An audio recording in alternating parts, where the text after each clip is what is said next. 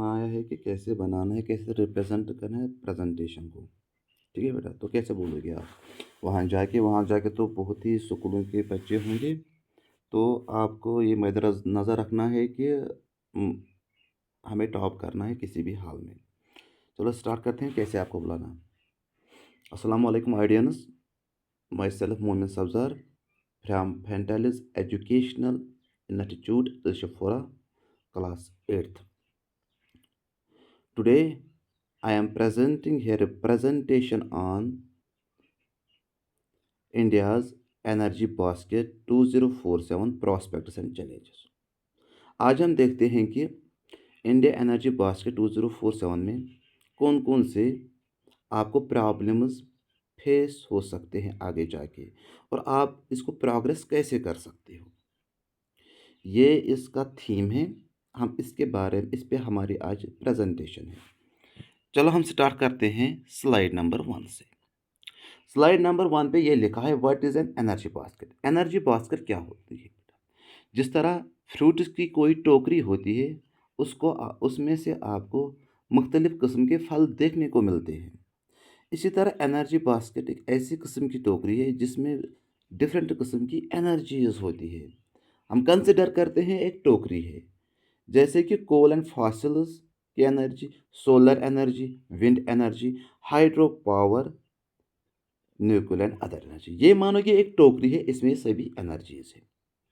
पहले हम समझते हैं दूसरी जो बात है, सॉरी पहले मैंने बता दिया आपको। दूसरी बात यह है कि करंट कोल डोमिनेंस। इंडिया में जो कोल का यूज़ हो रहा है वो कितना हो रहा है? तो इंडिया में ज़्यादातर जो एनर्जी, इलेक्ट्रिसिटी जनरेट होती है वो कोल से होती है, कि कोल हमारे पास इजीली अवेलेबल है। अगर हम कोल का ज़्यादा इस्तेमाल करेंगे तो इससे क्या होगा? इससे ये होगा कि जो पोल्यूशन, जो गैसेस पोल्यूशन क्रिएट करते हैं, जिनको हम पोल्यूटेंट्स बोलते हैं, जैसे कि कार्बन डाइऑक्साइड, सल्फर डाइऑक्साइड, ये जहरीले गैसेस निकलते हैं कोल के खानों में से भी, और कोल प्लांट से भी निकलते हैं। जिससे क्या होगा, हमारा जो एनवायरनमेंट है ये आलूदगी का सामना करना पड़ेगा इसको। तो इसलिए हमें कोल का ज़्यादा इस्तेमाल नहीं करना चाहिए, क्योंकि कोल, अगर एग्ज़ाम्पल समझाता हूँ, अगर कोल से कार्बन निकलता है वो एटमॉस्फेयर में जाता है, हवा में जाता है। को कार्बन डाइऑक्साइड की एक खासियत ये है कि ये सोलर एनर्जी की जो हीट होती है बेटा, उसको ट्रैप कर लेती है। ठीक है, उसको ट्रैप करके ये इस हीट को बाहर नहीं छोड़ती है, जिसकी वजह से क्या होता है, जिसकी वजह से ये होता है कि जो एवरेज टेम्परेचर होता है वो इंक्रीज होता है। अब आप देखोगे इस साल बहुत गर्मी थी, क्योंकि शायद इस कार्बन डाइऑक्साइड की वजह हो सकती है, किसी ग्रीन हाउस गैस की वजह हो सकती है। तो हमें इस कोल को ज़्यादा इस्तेमाल नहीं करना चाहिए। Shift into green power. अब हमारे पास अल्टरनेटिव क्या है? हम कोल से बचने के लिए हम कौन सी एनर्जी का इस्तेमाल करेंगे?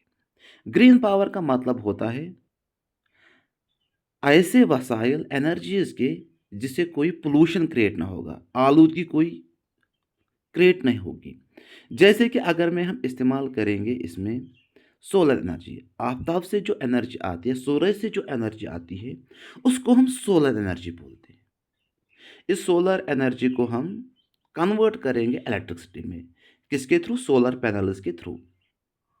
ठीक है, सर गवर्नमेंट ने हमें आज बहुत सारे स्कीम्स दी है कि हम इनको सोलर एनर्जी का इस्तेमाल करेंगे। हम छत पे, रूफ टॉप पे क्या लगाएंगे? सोलर पैनल्स, जिससे हमारी बिजली का बिल भी कम आती है। चलो हम नेक्स्ट स्लाइड पे चलते हैं। स्लाइड नंबर 2, एनर्जी फ्रीडम हम कैसे हासिल करेंगे, यानी कि हम बाकी देशों पे दारमदार नहीं करेंगे। हम बाकी देशों से एनर्जी या ऐसी फ्यूल हम एक्सपोर्ट नहीं करेंगे, या सॉरी इंपोर्ट नहीं करेंगे।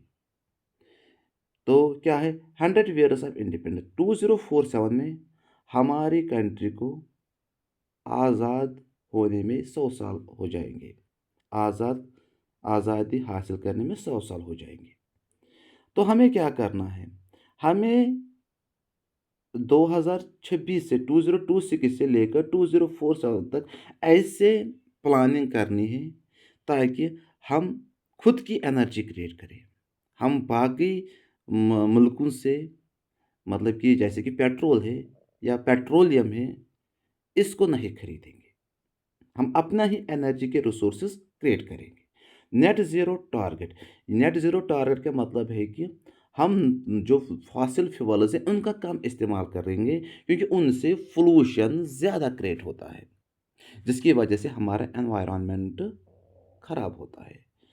तो हम ग्रीन हाउस गैसेस को, उनका जो इमिशन है वो कम करेंगे, जिससे हमारा माहौल भी साफ़ रहेगा और हम ताज़ा हवा सांस ले सकते हैं।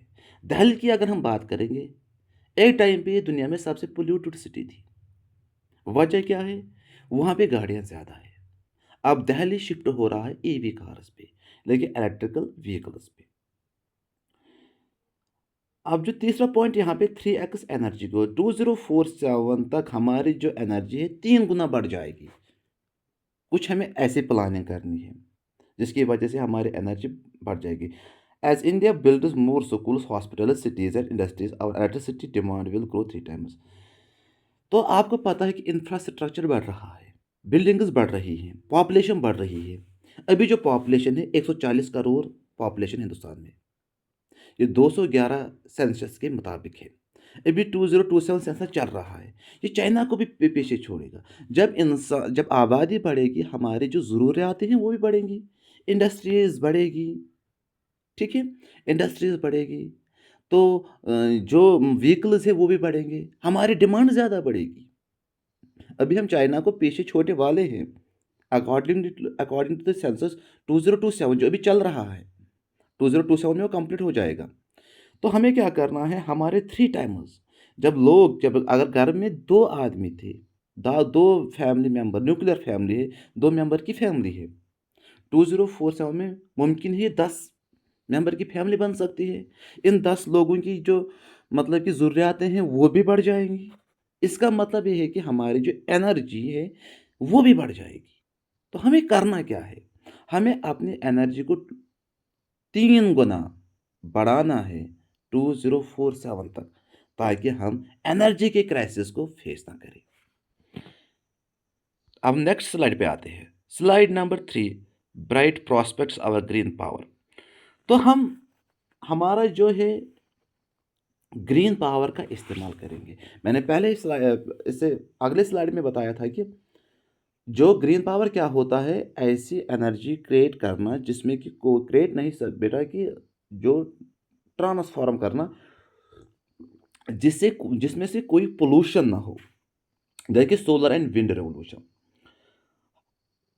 अल्लाह ताला ने हमारे लिए, कुदरत ने हमारे लिए आफ्ताब की जो रोशनी मुफ्त है, विंड तो मुफ्त है, हवा तो मुफ्त है। अगर हम राजस्थान की बात करेंगे, जहाँ पे दिन में बहुत ही धूप होती है और रात में हवाएं चलती हैं, तो हम वहाँ पे हम सोलर प्लेट्स लगा सकते हैं। हम वहाँ पे हम सोलर एनर्जी को कन्वर्ट कर सकते हैं इलेक्ट्रिकल एनर्जी में, या हम वहाँ पे हम विंड मिल्स लगा सकते हैं। विंड मिल्स जो होते हैं बेटा, वो किस पे चलते हैं? वो चलते हैं हवा पे। वहाँ पे थोड़ा छोटा सा जनरेटर होता है, डायनामो जिसको बोलते हैं, जो विंड एनर्जी को कन्वर्ट करता है इलेक्ट्रिकल एनर्जी में। तो ये जो 2 वसाइल है हमारे पास, ये तो मुफ्त में हैं। ये तो हमें खरीदने नहीं किसी कंट्री से। ये तो अल्लाह ताला ने हमारे लिए रखे हैं। हम इनका फ़ायदा उठाएँगे। यहाँ से कार्बन भी क्रिएट नहीं होगा, व यहाँ से कोई पोल्यूटेंट भी क्रिएट नहीं होगा। यहाँ से हमारा माहौल भी ख़राब नहीं होगा। दूसरी चीज़ मैं यहाँ पे बता रहा हूँ आपको, electric vehicle and green jobs. हमें शिफ्ट होना चाहिए ईवी व्हीकल्स पे, लेकिन ईवी गाड़ियों पे, सॉरी ईवी गाड़ियों पे। मतलब कि ऐसी गाड़ियाँ हमें बनानी चाहिए, मैन्युफैक्चर करनी चाहिए जो बैटरियों पे चलती हो। और इससे क्या होगा? इससे सिर्फ़ मतलब गाड़ियाँ नहीं बनेगी। इससे हमारे जो 140 करोड़ का जो देश है, इसमें से लगभग लगभग 10% लोगों को नौकरी मिल सकती है। बैटरी बनाने में, गाड़ियाँ बनाने में, जिससे हमारी बेरोज़गारी भी ख़त्म हो सकती है। अब आते हैं हम चैलेंजेस। हमें किन-किन चैलेंजेस का सामना करना पड़ेगा? यानी कि हमें कौन-कौन सी प्रॉब्लम आ सकती है आगे जाके? 2026 से लेकर 2022 तक हमें कौन से चैलेंजेस आ सकते हैं? तो पहला इंटरमिटेंसी इश्यू है बेटा। इंटरमिटेंसी इश्यू क्या होता है बेटा? जिसमें मतलब कि ऐसा इश्यू होता है जिसमें ना मतलब कोई चीज़ हमें कांस्टेंट नहीं मिलेगी। जो हम एक्सपेक्ट करेंगे वो नहीं मिलेगा। The sun does not shine at night and आपको पता है कि अगर आप मान लो कि हमने सोलर प्लेटें लगाए हैं। हमने सोलर प्लेट्स लगा लेकिन रात में रोशनी नहीं होती है। लेकिन अब हम क्या करेंगे? हम बैटरियों का इस्तेमाल करेंगे। हम जिस तरह हमारे घर में इन्वर्टर होता है। इन्वर्टर काम क्या करता है? जो भी पावर आता है, इलेक्ट्रिसिटी आती है मेन सप्लाई से, वो उस पावर को, उस इलेक्ट्रिसिटी को स्टोर कर लेती है, फिर हमें रात को रोशनी देती है, वो बैटरी। इन्वर्टर की बैटरी की भी बात कर रहा हूँ। इसी तरह हमें ऐसी बैटरीज़ बनाने हैं, जो ज़्यादा जिसमें ज़्यादा खर्चा ना हो, जो ज़्यादा महँगी ना हो। तो हम इन बैटरियों में क्या करेंगे काम कि जो ये आफ़ताब की रोशनी से जो हमने इलेक्ट्रिसिटी जनरेट किया है, वो इसमें स्टोर करेंगे। तो महँगी बैटरियाँ हो सकती हैं। हाई इनिशियल सेटअप कॉस्ट अगर हम इसको स्टार्ट करेंगे, हमें पैसा बहुत खर्च हो जाएगा, जैसे कि न्यूक्लियर रिएक्टर, लिथियम लिथियम की बात करेंगे, जो एक रेडियो एक्टिव एलिमेंट है, जो मुश्किल से मिल रहा है। इसमें हमें पैसा ज़्यादा खर्च हो सकता है। लेकिन अगर हम अपने ही इंडिया में लिथियम की खोज करेंगे, जैसे कि लद्दाख में पिछली बार न्यूज़ में आया था कि यहाँ पे लिथियम का बड़ा वसाइल है, बहुत ढेर है लिथियम का। हम क्या इसका सॉल्यूशन ये है कि हम लिथियम से लिथियम काम आता है एटम बम बनाने में। मैं ये नहीं बोल रहा हूँ कि हम एटम बम कम बनाएँगे। हम थोड़ा-सा डिफेंस का बजट कम कर कर सकते हैं, जिसको हम कम करेंगे और खर्च करेंगे अपने लोगों के लिए। एटम बम से भी या हाइड्रोजन बम से भी इलेक्ट्रिसिटी जनरेट होती है। दूसरी बात ये है कि जो हमारे पावर ग्रिड से जब से हमारा हिंदुस्तान आज़ाद है, उनका हाल वैसा ही वैसा है। हम पावर ग्रिड्स को अपग्रेड करेंगे थोड़ा, क्योंकि इनमें लॉसेस बहुत होते हैं पावर ग्रिड में। बहुत ही एनर्जी ज़ाया होती है, बहुत ही पावर ज़ाया होता है। सिर्फ पावर ग्रिड में ही पावर ज़ाया नहीं होती है, हमारे गाँव में आज के दौर में, इस मॉडर्न ज़माने में अभी भी जो पावर डेवलपमेंट डिपार्टमेंट जो तारें बिछाई हैं, वो ठीक तरह से काम कर रही नहीं है। वहाँ से बहुत ही पावर लॉस हो रहा है। वो आदम के ज़माने के जो वायरस है, उनको रिप्लेस करना है, इनको अच्छे से बनाना है, ट्रांसफार्मर्स को ठीक कराना है। नेक्स्ट स्लाइड पे आते हैं। अब सॉल्यूशन क्या रहेगा? Smart solution. हमारा सॉल्यूशन क्या रहेगा इस एनर्जी को जनरेट करने के लिए? Green hydrogen, hydrogen storage.